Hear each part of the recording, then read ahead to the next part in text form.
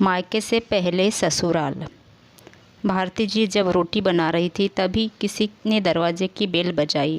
बेचारी भारती रसोई घर में अपने हाथों में लगे आटे से भरे हाथों के धोने तक लगातार दरवाजे की कुंडी बज रही थी। वह लगातार बोल रही थी, थोड़ा रुको, मैं आ रही हूँ।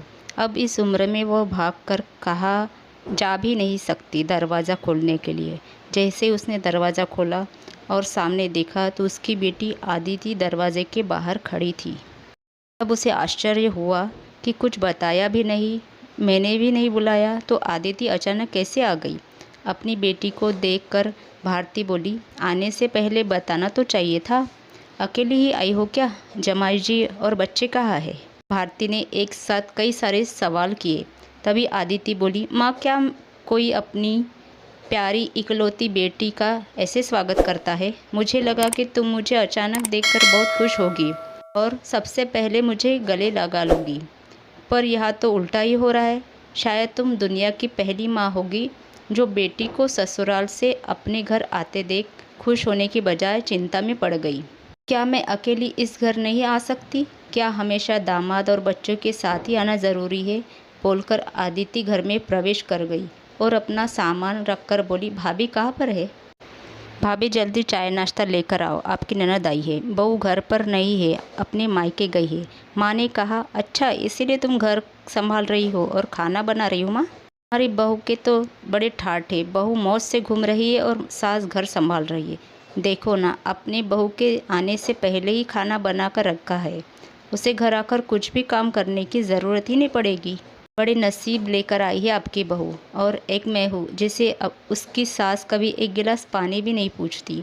आदिति ने ताना मारते हुए कहा, बेटा, प्यार और इज्जत ऐसी चीज़ है जो हम पहले किसी को देते हैं, फिर उससे अपेक्षा रखते हैं कि वह भी हमें वापस दे। माँ ने उसे समझाते हुए कहा। माँ ने आगे कहा, हर एक लड़की को अपने ससुराल में जगह बनानी पड़ती है, वहाँ कुछ भी आसानी से नहीं मिलता। तुम अपनी सास से एक गिलास पानी की अपेक्षा करती हो? तुम तो उनकी बहू हो। तुम बहू हो, फिर भी तुमने कभी उन्हें एक गिलास पानी दिया है क्या? तुम शादी के बाद ससुराल में रही ही कितने दिन हो? जब तुम्हारे मन को लगा तब अपने बैग भरी और सीधा मायके आ जाती हो। मायका और ससुराल एक ही शहर में है। इसका मतलब ऐसा नहीं होता कि तुम जब चाहो तब मायके आ जाओ और चाहो उतने दिन रहकर वापस ससुराल चली जाओ। मायके में भी बेटी को मान सम्मान तभी मिलता है जब बेटी ससुराल का मान सम्मान रखकर मायके में कुछ दिनों के लिए आती है, तभी उसे मान सम्मान मिलता है। ऐसा हर रोज़ बिन बुलाए कोई कारण ना होते हुए भी कोई बेटी मायके आती होगी तो उसको साधारण पूछताछ भी कोई करता नहीं। और तुम मेरी बहू को बोलती हो ना, तुम तो मेरी बहू की बराबरी ही मत करो। वह कभी भी बुलाए बिना अपने मायके नहीं जाती, और गई भी तो वहाँ की कोई भी बात वह कुछ नहीं बोलती।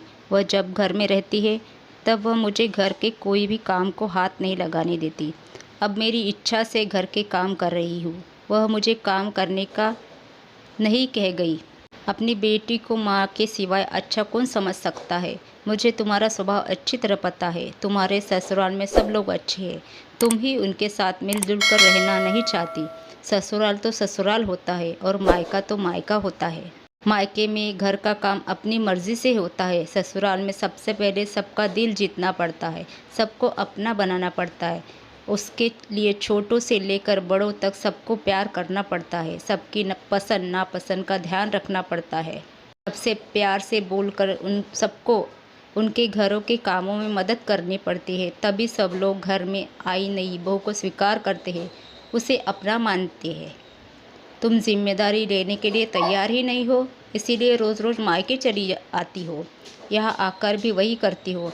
अभी की बात देख लो, घर में कदम भी नहीं रखा उतने में भाभी को ऑर्डर देना शुरू कर दिया। भाभी, मुझे चाय नाश्ता लेकर आओ। वह व्यक्ति घर में है या नहीं, वह कैसी है, उसकी तबीयत कैसी है, वो पूछना भी ज़रूरी नहीं समझा। घर में आए मेहमान की मेहमान नवाजी होती है, पर उनका बर्ताव बोलना सामने के व्यक्ति को पसंद आया तो मेहमान नवाजी ना मांगते हुए पूरी होती है। पर तुम्हारा बर्ताव मुझे ही पसंद नहीं आता तो तुम्हारे ससुराल के लोगों को कैसे पसंद आएगा? तुम बोलती हो ना मेरी बहू का बहुत ठाठ है, तो वो बात सही है। उसने यहाँ हमारा दिल जीत लिया है और हर एक के दिल में खुद की जगह बनाई है। वो रोज़ रोज़ तुम्हारे जैसे ससुराल के लोगों के साथ झगड़ा करके मायके नहीं जाती। इस वजह से ससुराल और मायका दोनों जगह उसकी इज्जत है। जब तक उसे अपने मायके से बुलावा नहीं आता तब तक वह जाती नहीं। आज माँ ने ही अपनी बेटी को उसके बर्ताव के दोष दिखाए, क्योंकि उसे लगता था कि अपनी बेटी को अभी नहीं समझाया तो वह उसे कभी नहीं समझेगी। तब तक बहू भी घर आ गई। उसने आदिति को देखते ही वह बोली, अरे दीदी आप कब आई? मुझे फ़ोन किया होता तो मैं जल्दी घर आ गई होती। इस पर अदिति बोली, नहीं नहीं भाभी, मैं वापस जा रही हूँ। अभी ही मेरी सास का फ़ोन आया था, उनके सीने में दर्द हो रहा है, मुझे वापस जाना है, आऊँगी वापस कभी यहाँ, बोलकर आदिति अपना सामान लेकर चली गई। तभी उसकी भाभी ने उसे रोकने का प्रयास किया, पर उसकी सास ने ही अपने बेटे को रोकने के लिए मना किया और अपनी बहू को बोली, बहू जाने दो उसे, पहले अपना घर संभालने दो, उसके बाद उसे मायके में आने दो। अरे मायके जाती हो क्या? तभी बहू भी समझ गई कि सास ने उनकी बेटी को जीवन का पाठ पढ़ाया। काफ़ी महीनों हो गए आदिति का फ़ोन नहीं आया था, वह खुद भी मायके नहीं आई, इसीलिए उसकी माँ ने उसे फ़ोन किया। बाद में किसी ने भी फ़ोन उठाया नहीं। फिर थोड़ी देर बाद फ़ोन किया तो फ़ोन उठाया, लेकिन आदिति ने नहीं, उसकी सास ने उठाया। तभी उन्होंने उनकी तबीयत का पूछा। दोनों की बातचीत शुरू हो गई। तभी बीच में ही आदिति की सास ने उसकी माँ को धन्यवाद किया। तब अचानक उनके ऐसे बोलने पर उनको कुछ समझ नहीं आया, इसलिए भारती जी ने पूछा, आप और किसी से बात कर रही हो क्या? अदिति की सास बोली, नहीं तो फिर आप धन्यवाद किसको बोल रही थी? भारती जी पूछा, आपकी बेटी आदिति बहुत समझदारी से बर्ताव कर रही है, सभी को अपना बनाने की कोशिश कर रही है, सभी की मनपसंद का खाना बनाकर खिलाते हैं, घर में बहुत आनंद का वातावरण है, कोई भी झगड़ा नहीं, जैसे स्वर्ग ही बन गया हो मेरा घर, इसीलिए मैं आपको धन्यवाद बोल रही हूँ। आपकी बेटी के अच्छे बर्ताव से यह दिन हमें देखने मिला, हम बहुत धन्य हो गए। पहले हमें उसकी तरफ से कोई भी अपेक्षा नहीं थी, पर आपने उसे समझा कर भेजा और उसके स्वभाव में बदलाव आया। आज उसी आदिति को मायके जाना तो दूर की बात है, फ़ोन पर बोलने के लिए भी उसके पास वक्त नहीं है, वह अपने गृहस्थी में व्यस्त हो गई है। दोस्तों, सभी माँओं ने अगर अपनी बेटियों को ऐसा समझाया और उनको समझ आ गया तो किसी भी घर में झगड़ा नहीं होगा और कोई भी घर टूटेगा।